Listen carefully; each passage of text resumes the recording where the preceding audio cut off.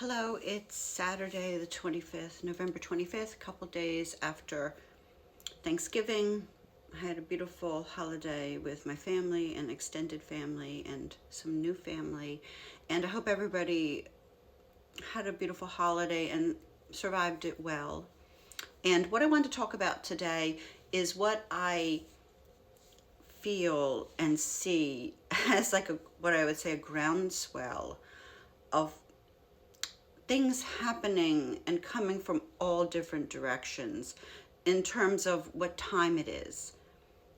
And what time it is this is the end of patriarchy. Now it's going to take a while because, systems are in place. Corrupt men don't want to get out of power. It takes a while for revolutions to happen. But it's happening, the rise of female leadership. And I'm seeing, like my husband initially dismissed, things that I was saying because he, was schooled under patriarchy, as we all are. And the lie that men have always been the leaders and that this is impossible. It's like unimaginable that women would somehow be leaders of society and globally. I'm talking about globally. And so he just, of course, this is what men do under the patriarchy, is dismiss women's ideas, even when they're right and even when they're good ideas. So he said I was just making this all up. Well, I'm not making it up, because I've been seeing research coming from every which way.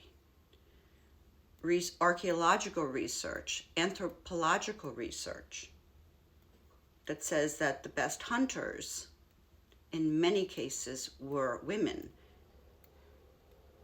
That it's a lie that men were the hunters and the providers, that in many hunter-gatherer societies, women provide 60 to 80% of all food, and that women multitask better than men. And they can study modern day hunter-gatherers and modern day women's brains and men's brains. Women have more prefrontal cortex gray matter than men, and more logic, more problem solving, more rational thinking. Women tend to focus on how to solve problems ahead of time. They anticipate needs. They anticipate needs of their children. This is how women have kept children alive. Women have been building structures, building fires, providing food, keeping the children which they created alive. And in order to do that, you have to think, you have to make tools, you have to make weapons, you have to protect, and you have to provide. So the myth of the male provider and the protector, and we've all seen so many cases when men are not protectors, when men are the predators, whether they're rapists, whether they're mass shooters, whether it's in war, whether it's abusing their own wife and children. And women have to step up and be providers and protectors. So this is a lie. And also the lie that we were always patriarchal.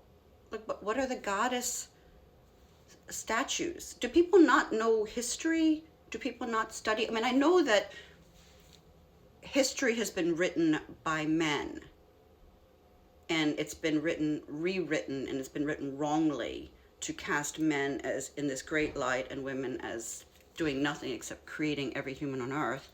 Hello. But do people not know the goddess statues? And in so many, older religions, ancient Egypt, Hindu, there are goddesses that control life and death. And, it's been about the past 3,000 years that patriarchy has come down hard, with the Father, Son, and the Holy Ghost, and everybody's a man, and Mary had to be a virgin, and Mary is disenfranchised. For one thing, she's disenfranchised from her female sexuality because she's a virgin. And she's disenfranchised. She can take no action. She has no agency. She only mourns. She has no rage, no sacred rage at the death of her son, but only sorrow and, docile sorrow, which is how the patriarchy tries to cast women, sexless and just accepting whatever happens. And there's like a lot of men too that are on TikTok, and they know their stuff, and young men, older men, white men, black men, a lot of men know what time it is. And they know that this is the rise of female leadership. Women are getting the education, women are getting the jobs, women are getting the PhDs, women scientists, women doctors. More and more women are in positions of power, and it's going to tip.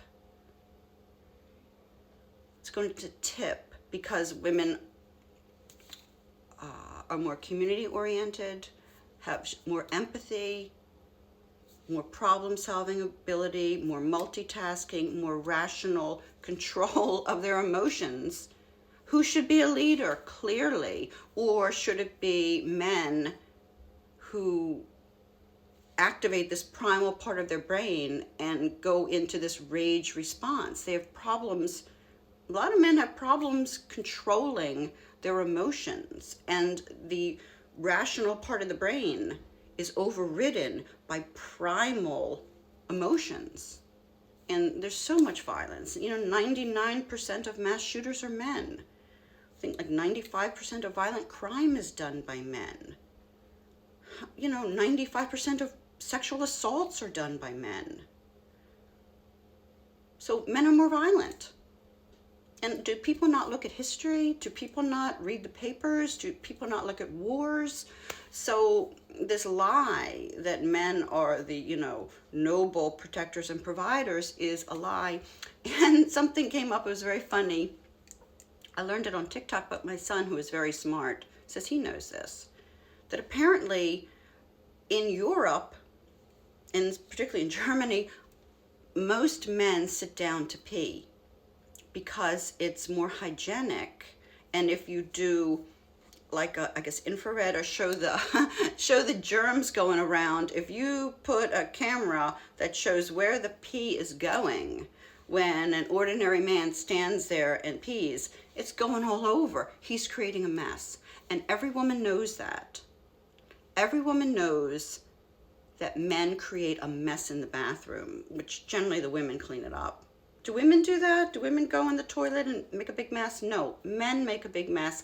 And in America, it's like, oh, well, you're not being like a woman to sit down and pee. You're like standing there like a man and making a mess. And even, this is what's so funny, that it's not only is it cleaner, but see, the men don't care about the mess because they're not cleaning it up, but it empties the prostate better, and it's healthier to sit down and pee. So you can't make this stuff up. Men literally don't know how to pee. And they don't know the right way to pee, which is like a woman. How can you lead the world if you're creating a mess in the bathroom for some woman to clean up? So, I rest my case. And, we can throw in there Taylor Swift, Beyonce, and it's just women are the future leaders, and men should be looking to women for rational problem solving, emotional control, and frankly, how to keep the bathroom clean.